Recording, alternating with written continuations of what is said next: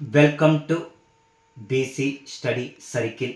Okay, ఈ వీడియోలో గతంలో అడిగినటువంటి ఒక ప్రశ్న గురించి వివరణ ఇస్తాను. క్రింది వాటిని జతపరచుము. ఏ ఆప్షన్లో 1వ ప్రణాళిక, బి ఆప్షన్లో 7వ ప్రణాళిక, సి ఆప్షన్లో 8వ ప్రణాళిక, డి ఆప్షన్లో 12వ ప్రణాళిక అని ఇచ్చాడు. ఓకే, ఇక్కడ ఇయర్స్తో మ్యాచ్ చేయమన్నాడు.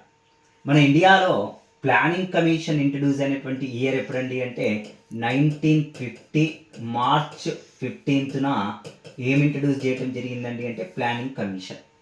ఓకే, ప్రణాళికా సంఘము 1957వ సంవత్సరంలో ఏర్పాటు చేస్తే మొదటి పంచవర్ష ప్రణాళిక ఏ మధ్య కాలంలో జరిగిందండి అంటే 1951 to 1956. అంటే సెకండ్ అన్న ఉండాలి, థర్డ్ అన్న ఉండాలి, ఈ రెండు కూడా elimination.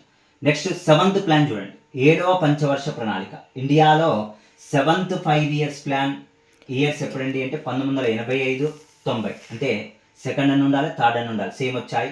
Next 8th plan. 7th ప్లాన్కి చూస్తే 1985 to 90 మధ్యలో 7వ ప్రణాళిక జరిగితే, నెక్స్ట్ 8th ప్లాన్ 1992 నుంచి జరిగిందండి, 97 వరకు జరిగింది. ఎందుకు 2 years గ్యాప్ వచ్చిందండి అంటే రాజకీయ సంక్షోభము, ఆర్థిక పరమైనటువంటి బడ్జెట్ లోటు ఉండటంతో ఇక్కడ గ్యాప్ రావడం జరిగింది 2 సంవత్సరాలు. 8వ ప్రణాళిక ఆప్షన్ 4th వన్ ఉండాలండి.